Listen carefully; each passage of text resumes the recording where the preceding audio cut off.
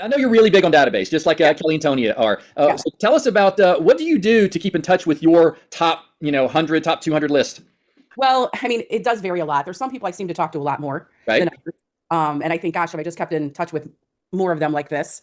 But some people you naturally gravitate to or you spend more time with or they reach out to you for questions. But I've been working a lot in Bold Trail, which is my CRM, and we do monthly newsletters. And then I find that the most engagement I get is anything personal I do. I do work on social media, and I'll have my VA she'll put out these nice posts that are like, hey, this is what's happening for the weekend. And she'll have a little video going and talk about different events in the area, and nobody will look at it.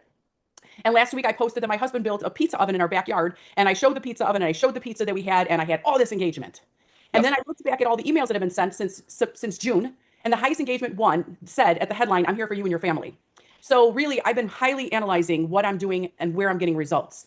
And I'm really starting to narrow it down because I think that's so critical. I was speaking with a client today, and I think this is very relevant. I was telling her I'm having a fall event coming up. So I just did the invitation, pumpkins in my backyard, fall fest, kids are going to pick a pumpkin, they're going to have snacks and games and prizes and blah, blah, blah.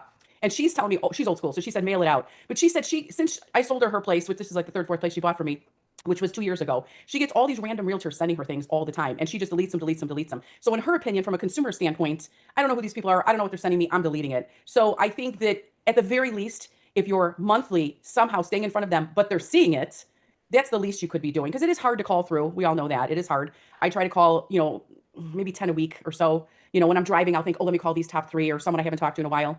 So I do try to keep up. But what I'm really learning now is because we're all bombarded so much, I get so many text messages that are junk and spam. Everybody is overwhelmed by it. Everybody's just delete. I think we have to really dial down and get super hyper focused on what is really important. So I think it was Tony that said, and you said, watching those events on Facebook and reaching out with really timely information, it's more time consuming, but you have a much higher return. Oh, by far.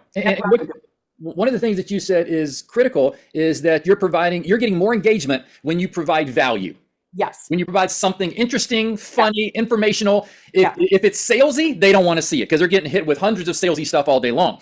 So when I'm talking to an agent that's coming on, one thing I talk about in a social media plan is send out something every day on your Facebook, but don't let it be salesy. Let it be funny. People love humor. If it's hilarious, if it's a stupid picture, if it's weird, if it's unique, people like that stuff. Talking about your pizza oven in the backyard, they like that stuff.